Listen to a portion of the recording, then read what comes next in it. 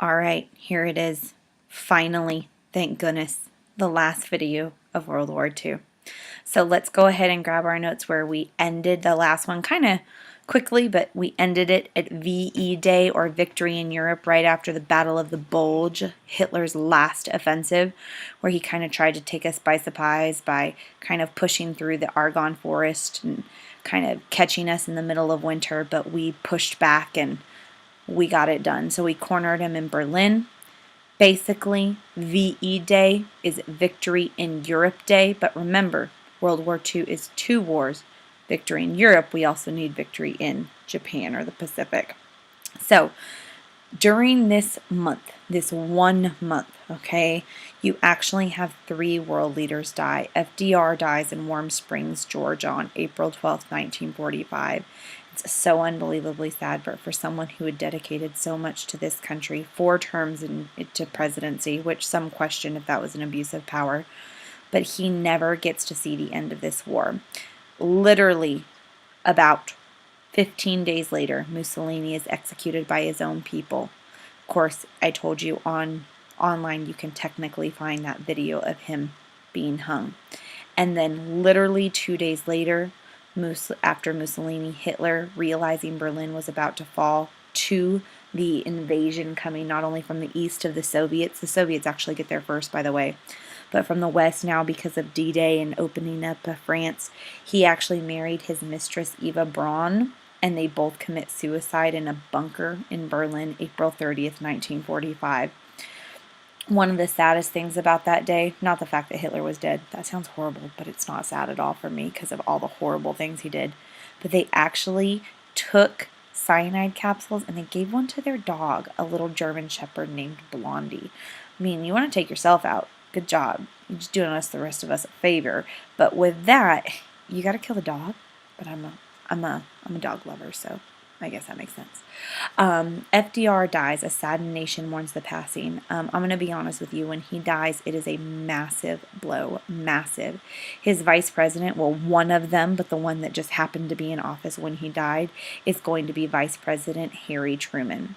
Franklin Roosevelt was in Warm Springs. Harry Truman is notified immediately. He's in D.C. When the news of his death arrived, he is immediately sworn in as president, and we now have a new president. For the first time in almost, well, goodness sakes, he took over in 32, now it's 45.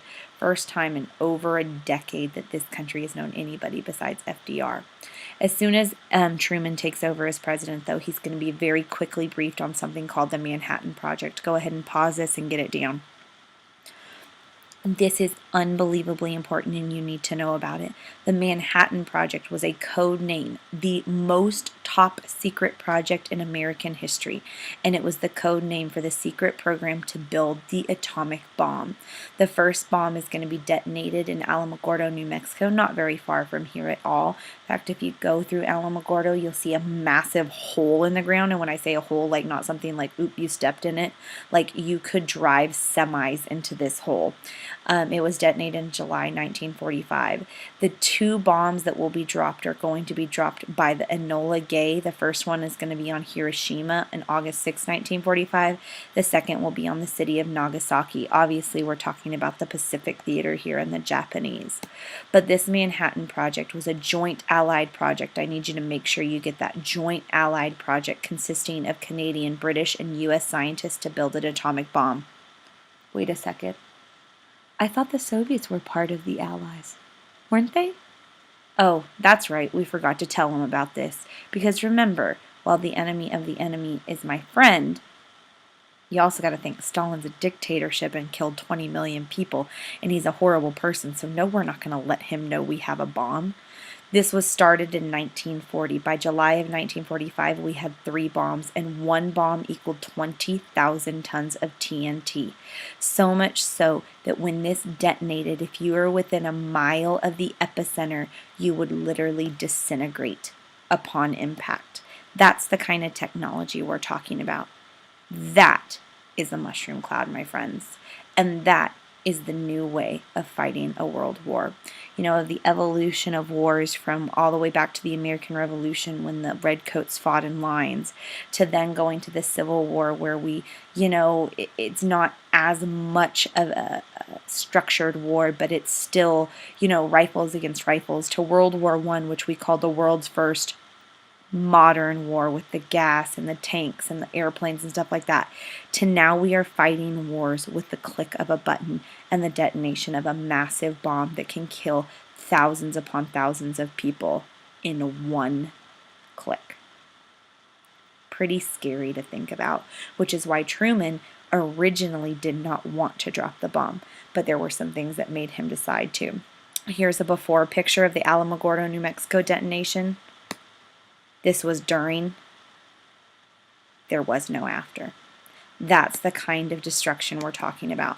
Now, I'm going to be honest with you. I want you to make sure you read this and maybe possibly make a little notation out beside these slides. Maybe a T-chart, arguments for use, arguments opposed.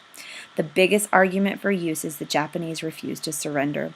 We were looking to take them out with the Iwo Jima, Okinawa, napalm. We offered them multiple times, just surrender, surrender. They refused to surrender. You have to remember the Japanese mentality, the Bushido. I mean, literally, they will kill themselves before they will surrender. And then they told Truman that an estimated D-Day invasion of Japan to end the war, oh my gosh, we're running on reserve battery, is going to last about 2 years, and it would cost about a million American lives. Estimated as Allied casualties is at 1 million or more men, with huge Japanese losses, and the Japanese leadership had already been told of the destructive use of the bomb, and they declined to surrender again. So basically Truman was sitting there and he was being told, you will lose 1 million American men. We know they won't surrender no matter what we do. So what do you do to end it quickly? He drops the bomb, with the least amount of Americans killed and the quickest possible outcome. Arguments opposed, the atomic bomb was untested. They didn't quite know what was going to happen. Hiroshima and Nagasaki were not major military targets. In fact, they were industrial cities.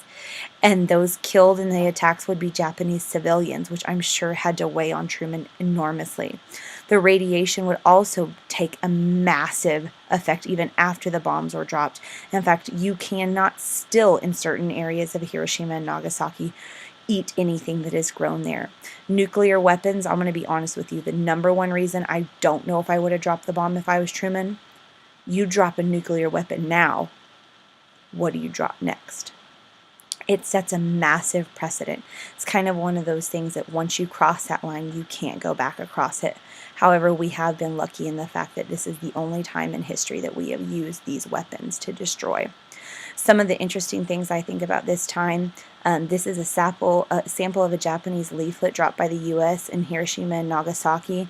You can see the front of it kind of has names of cities in Japanese right here, the literal translation right here. In the next few days, the military installations in summer, all of these cities named on the photograph will be destroyed by American bombs.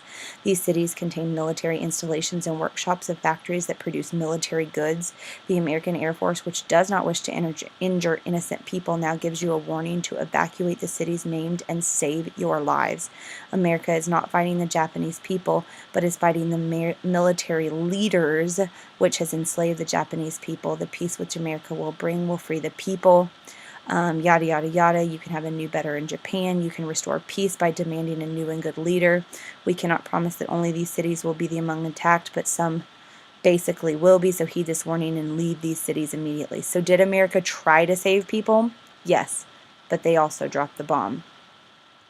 Hiroshima, 70,000 killed immediately, 48,000 buildings destroyed, hundreds of thousands die of radiation poisoning and cancer later. Look at that picture. That was your first one. Nagasaki, August 9th. Remember, you can pause anytime you need to get this information down. 40,000 killed immediately, 60,000 injured, hundreds and thousands die of radiation poisoning and cancer later. You're talking about unbelievable devastation. So this was the title of the Boston Herald. Atomic bomb hits Nagasaki. Soviet enters war, by the way, which we had agreed upon that they would do certain amount of time, but we actually already won the war by that point. We're going to spend an entire day deciding on whether we should have dropped the bomb or not. I'm going to be honest with you, it's one of those things in history that I don't think you can honestly answer that without being there. You don't know what you would have done. 1 million American soldiers or devastating 2 civilian cities. Not really quite sure. We'll watch that in class. Little practice question. EOC, you might see that again on a quiz. Maybe take a look at it, see if you can get the answer.